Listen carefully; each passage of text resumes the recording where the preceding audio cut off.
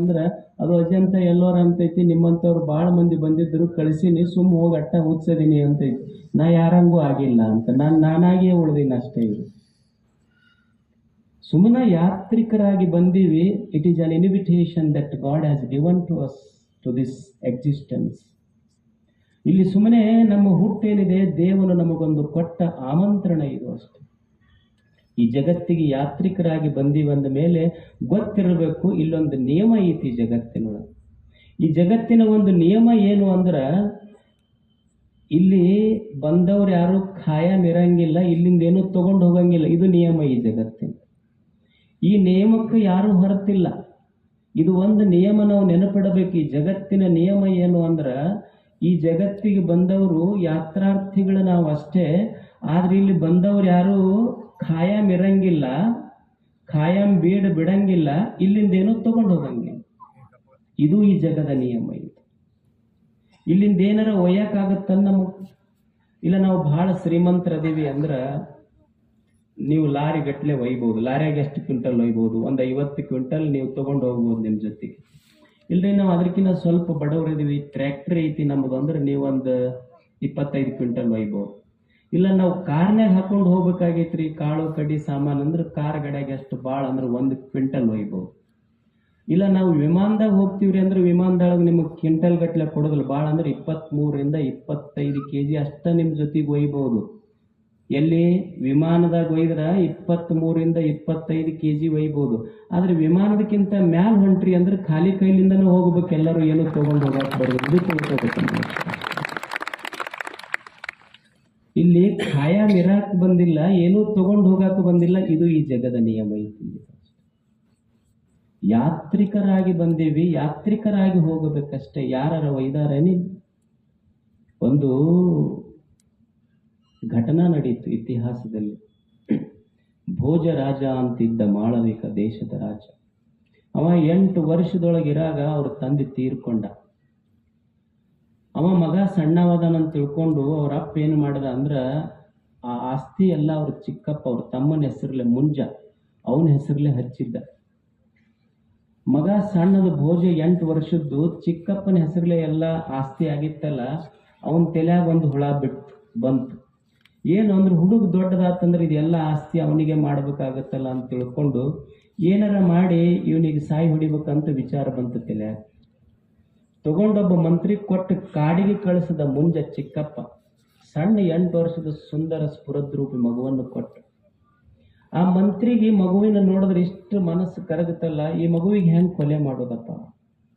ಅಮ್ಮ ಮಗುವಿಗೆ ಹೇಳ್ದ, ನಿಮ್ಮ ಚಿಕ್ಕಪ್ಪ ನಿನಗೆ ಆಸ್ತಿ ಸಲುವಾಗಿ ಕೊಲೆ ಮಾಡಂತ ಹೇಳ್ಯಾನ, ನನಗೆ ಮಾಡಕ್ಕೆ ಮನಸ್ಸಿಲ್ಲ, ನೀ ಎಲ್ಲರ ಬದುಕು ಹೋಗು. ಭೋಜನಿಗೆ ಆಶ್ಚರ್ಯ ಆಯ್ತು. 8 ವರ್ಷದ ಹುಡುಗ ಏನಂದ್ರ, ನಮ್ಮ ಆಸ್ತಿ ಸಲುವಾಗಿ ನಮ್ಮ ಚಿಕ್ಕಪ್ಪ ನನಗೆ ಕೊಲೆ ಮಾಡಕ್ಕೆ ಕಳ್ಸ್ಯಾನ. ಹಂಗಿದ್ರೆ ಒಂದು ಕೆಲಸ ಮಾಡಂತ ಒಂದು ಸಣ್ಣ ತಾಡೋಲಿ ಒಳಗೆ ಒಂದು ಪತ್ರದೊಳಗೆ ಒಂದು 4 ಮಾತು ಬರೆದು ಕಳಿಸ್ತು ಹುಡುಗ ಚಿಕ್ಕಪ್ಪನಿಗೆ. ಅವರು ಈ ಹುಡುಗ ಕೊಲೆ ಮಾಡಲಿಲ್ಲ.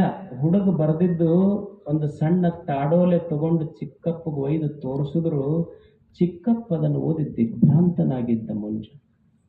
ಏನ ಸಣ್ಣ ಹುಡುಗ ಬರೆದಿತ್ತು, ಮಾತು ಬರೆದವ ಸಣ್ಣ ಹುಡುಗ, ಮಾತು ಬಹಳ ದೊಡ್ಡದಿತ್ತು. ಅವರು ಚಿಕ್ಕಪ್ಪ ಓದಿ ಕಣ್ಣಾಗ ನೀರು ಬಂತು. ಭೋಜ ಬರೆದಿದ್ದ ಅದರೊಳಗೆ 4 ಮಾತುಗಳನ್ನು ಬರೆದಿದ್ದ.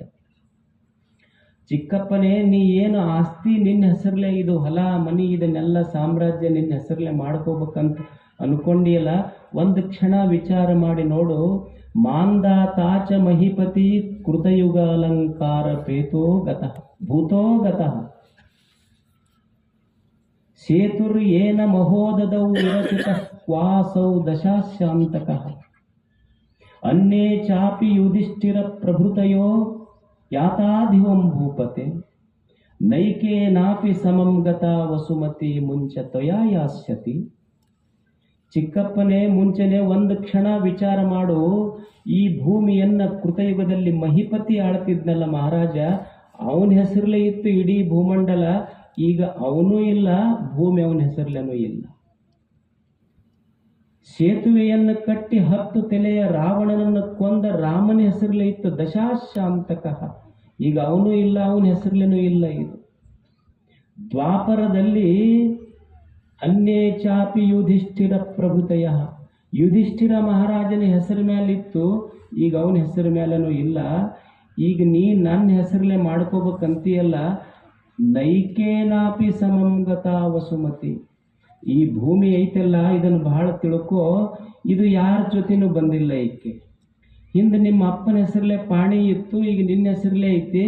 ಮುಂದೆ ನೀ ಮಾಡಲಿಲ್ಲ ಅಂದ್ರೂ ಮಕ್ಕಳು ನಿನ್ನ ಕಸ್ಕೊಂಡರ ಮಾಡ್ಕೊಂತಾರ ಅವರಷ್ಟು. ನೈಕೇನಾಪಿ ಸಮಂಗತ ವಸುಮತಿ. ಈ ಭೂಮಿ ಯಾರ ಜೊತೆಯೂ ಹೋಗಿಲ್ಲ. ಮುಂಚೆ ತ್ವಯ ಯಾಶ್ಯತಿ. ನಿನ್ನ ಜೊತೆಗೆ ಏನಾರ ಬರ್ತಾಳೇನಕ್ಕೆ? ಯಾರ ಜೊತೆನೂ ಬರಂಗಿಲ್ಲ. ಅದಕ್ಕೆ ತಿಳ್ಕೊ ಮುಂಜಾನೆ ನೀನು, ಈ ಭೂಮಿ ತಾಯಿ ಯಾರ ಜೊತೆಯೂ ಬಂದಕ್ಕೆ ಅಲ್ಲ ಈಕೆ. ನೈಕೇನಾಪಿ ಸಮಂಗತ ವಸುಮತಿ. ಯಾರ ಜೊತೆನೂ ಬಂದಿಲ್ಲ ಅಷ್ಟೇ. ನಾವು ಸುಮ್ಮನೆ ಅಂತಿರ್ತೀವಿ. ಏನು ಅಂತಿರ್ತೀವಿ ಅಂದ್ರೆ ನಮಗೊಂದು ಭ್ರಮ ಇರ್ತೈತಿ. ಊರ ಮುಂದೆ ಬಹಳ ಭೂಮಿ ಐತಲ್ಲಪ್ಪ, ಇದು ಕೇಳನ್ನ. ಇದಕ್ಕೆ ಈ ಭೂಮಿಗೆ ಎಷ್ಟು ಕಿಮ್ಮತ್ತು ಕಟ್ತಾರ, ಕಟ್ಟನ್ನ ಅಷ್ಟು ಕಿಮ್ಮತ್ತು ಕಟ್ಟಿ ತಗೊಂತೀನಿ ಅಂತ ಮನುಷ್ಯ ಅಂತಿರ್ತಾನ. ಹೌದಲ್ಲ? ಈ ಭೂಮಿಗೆ ಎಷ್ಟರ ಕಿಮ್ಮತ್ತು ಕಟ್ಟನ್ನು ಅಷ್ಟು ಕಿಮ್ಮತ್ತು ಕೊಟ್ಟು ನಾ ತಗೊಂತೀನಿ ಅಂತ ಮನುಷ್ಯ ಅಂತಿರ್ತಾನ. ಭೂಮಿ ಅಂತಿರ್ತೈತಿ, ನೀ ಇವತ್ತೆಷ್ಟರ ಕಿಮ್ಮತ್ತು ಕಟ್ಟು, ನಿನಗೊಂದು ದಿವ್ಸ ಕಿಮ್ಮತ್ತಿಲ್ಲಾರ್ದಾಗ ಒಳಗೆ ಕರ್ಕೊಂತೀನಿ ಅಂತ ಭೂಮಿ ಅಂತಿರ್ತೈತಿ ಅಷ್ಟೇ. ಇದು ನಿಸರ್ಗ, ಇದು ಅಷ್ಟೇ. ಇಲ್ಲಿ ಯಾರೂ ಖಾಯಂ ಇರಾಕ್ ಬಂದವರಲ್ಲ. ಕೌಂಟ್ ಲಿಯೋ ಟಾಲಸ್ಟಾಯ್ ಅಂತಿದ್ದ ಬಹಳ ದೊಡ್ಡ ಜ್ಞಾನಿ ಮನುಷ್ಯ, count Leo Tolstoy. He was a Russian writer. Count Leo Tolstoy